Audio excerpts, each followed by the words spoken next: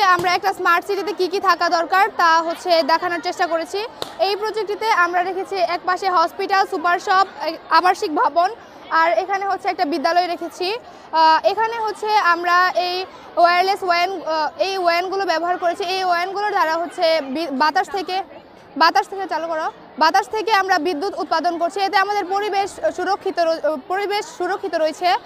আর এখানে আমরা হচ্ছে অনেক সময় দেখা যায় যে বাতাসে বিদ্যুৎ উৎপাদন করলে যানবাহন চলাচল করলে যানবাহনের যে কালো ধোঁয়াটা ওটা আমাদের পরিবেশকে দূষণ করে, কিন্তু এখানে আমরা ওয়্যারলেস গাড়ির একটা ব্যবস্থা করেছি। এর মাধ্যমে হচ্ছে কালো ধোঁয়াটা যেটা ওইটা হচ্ছে বের হয় না, আর আমাদের পরিবেশ সুরক্ষিত থাকে। এখানে আমরা বাচ্চা এবং বৃদ্ধ যারা তাদের হচ্ছে টাইম স্পেন্ডের জন্য এখানে আমরা একটা পার্কের ব্যবস্থা করেছি। এখানে তারা তাদের অবসর সময় কাটাতে পারবে। এখানে আমরা সুপার শপ, এই শহরটিতে আমরা একটা সুপার শপ রেখেছি। এখানে তারা হচ্ছে অনলাইন ও অফলাইন থেকে কেনাকাটা করতে পারবে। এতে হচ্ছে তাদের সময় বাঁচবে এবং তাদের হচ্ছে পরিশ্রম কম হবে। তারা ঘরে বসে অনেক জিনিস কেনাকাটা করতে পারবে। এখানে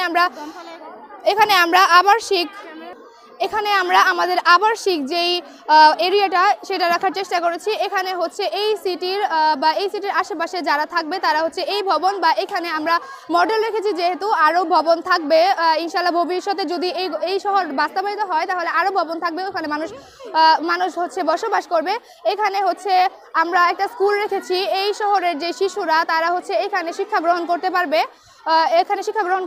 তারপর হচ্ছে আমরা এখানে প্রত্যেকটি ভবনের উপরে দেখতে পাচ্ছেন যে সোলারের ব্যবস্থা করেছি। সোলারের মাধ্যমে বিদ্যুৎ উৎপাদন হয়ে এই সুপার শপ, হসপিটাল, স্কুল এবং হচ্ছে আবাসিক এরিয়াগুলোর যারা বিদ্যুৎ এর চাহিদা যেটা রয়েছে সেই চাহিদাটা তারা হচ্ছে পূরণ করতে পারবে।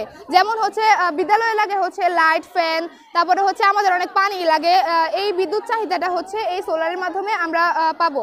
আর এখানে হচ্ছে এই শহরের অনেক দুর্ঘটনা হয়, যেমন রাত্রের বেলায় আমরা জানি যে দুর্ঘটনা হয়, বিভিন্ন গাড়ি চলাচলের সময় একটা গাড়ি আরেকটা গাড়ির সাথে সংঘর্ষ হয়ে দুর্ঘটনা হয়। এই জন্য আমরা এখানে সোলারের মাধ্যমে লাইটের ব্যবস্থা করেছি, যে রাত্রে হচ্ছে রাস্তা আলোকিত থাকবে। এই জন্য হচ্ছে গাড়ি যখন চলাচল করবে তখন তারা হচ্ছে সতর্কভাবে চলাচল করতে পারবে। এতে হচ্ছে দুর্ঘটনার সৃষ্টি কম হলে দেখা যাবে যে হচ্ছে আমাদের নিরাপত্তাটা বাড়বে।